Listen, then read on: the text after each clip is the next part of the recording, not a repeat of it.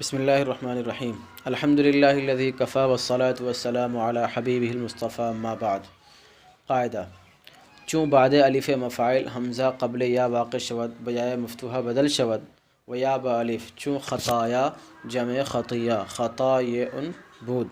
بسبب وقوع آن قبل طرف بعد الف جمع حمزہ شد پس خطائن گردید بعد ازاں حمزہ ثانیہ بقاعدہ جائن یا شد پس حسب این قاعدہ حمزہ را یا مفتوحہ و یارہ الف کردن خطایا شد۔ قاعدہ نمبر 6، جب الف مفاعل کے بعد حمزہ یا سے پہلے واقع ہو تو یا مفتوحہ سے بدل جائے گا اور یا الف سے، جیسے خطایا خطیتن کی جمع خطایئن تھا۔ الف جمع کے بعد طرف سے پہلے واقع ہونے کی وجہ سے حمزہ ہو گیا پس خطائن ہو گیا، اس کے بعد دوسرا حمزہ جائن کے قاعدے سے یا ہو گیا، پھر اس قاعدے کے موافق حمزہ کو یا مفتوحہ اور یا کو الف کر دیے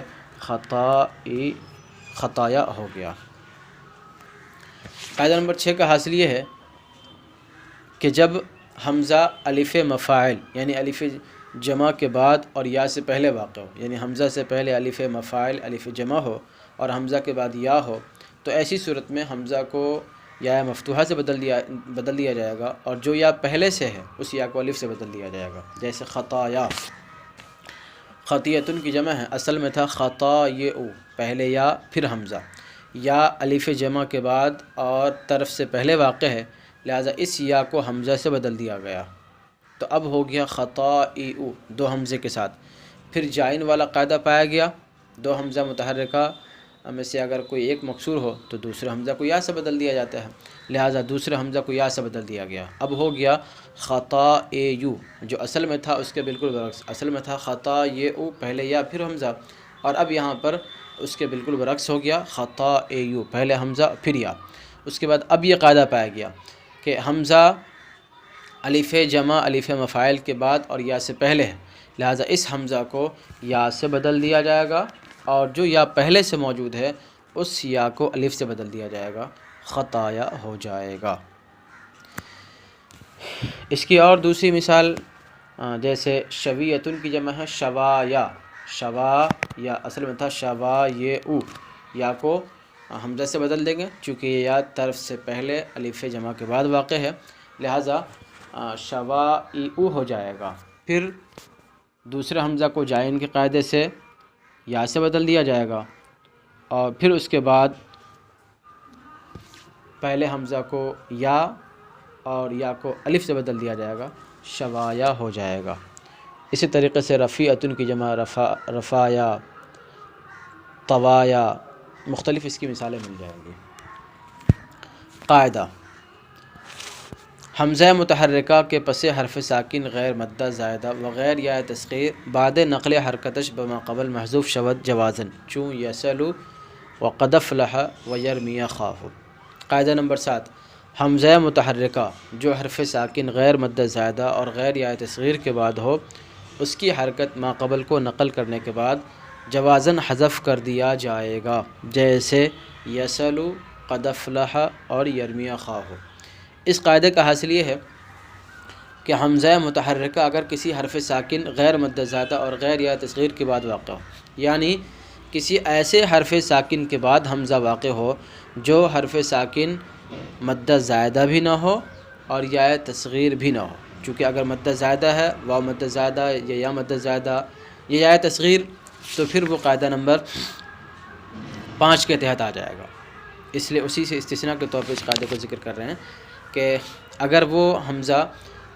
حرف ساکن غیر مدہ زائدہ اور غیر یا تصغیر کے بعد واقع ہو تو ایسی صورت میں اس حمزہ کی حرکت کو نقل کر کے ما قبل کو دے دیا جائے گا، ما قبل والے حرف کو، اور حمزہ کو حذف کر دیا جائے گا جوازن، یعنی اس طرح کرنا جائز ہے۔ چنانچہ یسألو سین کے بعد واقع ہے، سین حرف ساکن ہے اور حمزہ متحرک ہے تو کوئی حرف ساکن ہے اور ظاہر ہے کہ سین حرف مدہ ہی نہیں ہے، حرف مدہ واو نیا تو زائدہ ہونا تو دور کی بات، تو حرف مدہ زائدہ بھی نہیں ہے یا تصغیر بھی نہیں ہے لہذا ایسی صورت میں حمزہ کی حرکت نقل کر کے سین کو دے دیا جائے گا اور حمزہ کو حذف کر دیا جائے گا اور یسلو پڑھا جائے گا۔ اسی طریقے سے قد افلح قد افلح، حمزہ حرف ساکن غیر مدہ زائدہ اور غیر یا تصغیر دال کے بعد واقع ہے، لہذا حمزہ کی حرکت نقل کر کے دال کو دے دیا جائے گا اور حمزہ کو حذف کر دیا جائے گا اور قد افلح پڑھا جائے گا۔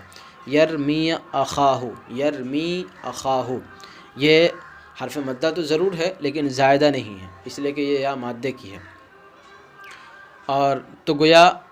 مدہ زائدہ نہیں ہے، مدہ زائدہ کے علاوہ ہے یہ، تو حرف حمزہ حرف ساکن غیر مدہ زائدہ اور غیر یا تصغیر کے بعد واقع ہے، لہٰذا اس حمزہ کی حرکت نقل کر کے ماقبل یا کو دے دیا جائے گا اور حمزہ کو حذف کر دیا جائے گا اور یرمی خواہ پڑھا جائے گا، یرمی خواہ۔ اسی طریقے سے یرمی باہو، یرمی باہو پڑھا جائے گا۔ مختلف مثالیں ہیں، خواہ یہ ایک کلمہ میں واقع ہو یا دو الگ الگ کلموں میں واقع ہو، دو مستقل کلمہ ہو، تو وہاں پر یہ قاعدہ جاری کیا جائے گا۔ اس کے بعد قاعدہ لکھ رہے ہیں مصنف، یہاں پر حقیقت میں نوٹ اور تنبیہ ہونا چاہیے۔ اس قاعدے کو یہاں پر چونکہ قاعدے کا عنوان لگا ہوا ہے، اس لیے ہم نے شروع میں کہا تھا کہ محمود سے کل 10 قواعد ہیں، اس کو اگر قاعدہ شمار کریں گے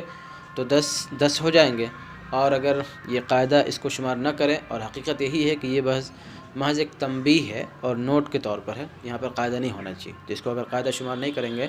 تو کل 9 قاعدے ہو جائیں گے۔ اس تنبیہ کا حاصل کیا ہے وہ دیکھ لیجئے۔ قاعدہ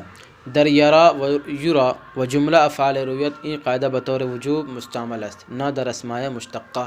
از رویت۔ پس در مرن اسم مرن ظرف و مصدر میمی و در مرآت اعلیٰ و در مرئیون اسم مفعول، حرکت حمزہ بما قبل دادہ حمزہ را حذف کردن جائز است نہ واجب۔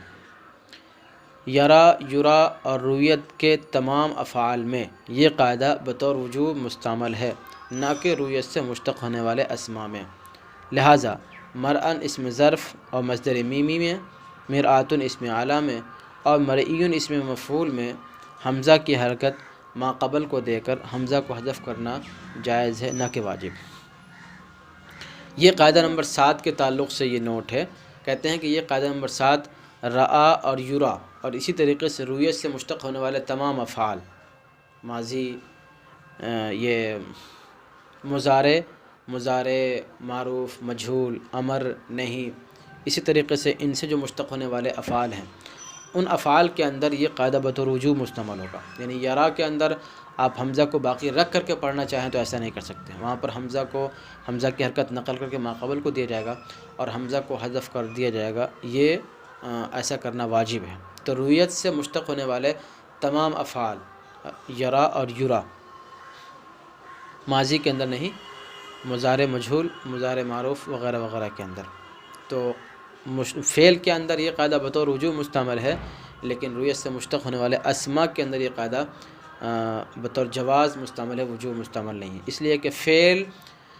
اسماء کے بالمقابل ثقیل ہوتے ہیں، لہذا وہاں پر ثقالت کو ختم کیا جائے گا اور خفت پیدا کی جائے گی، اور اسماء بالمقابل افعال کے یہ تھوڑے خفیف ہوتے ہیں، اس لیے یہاں پر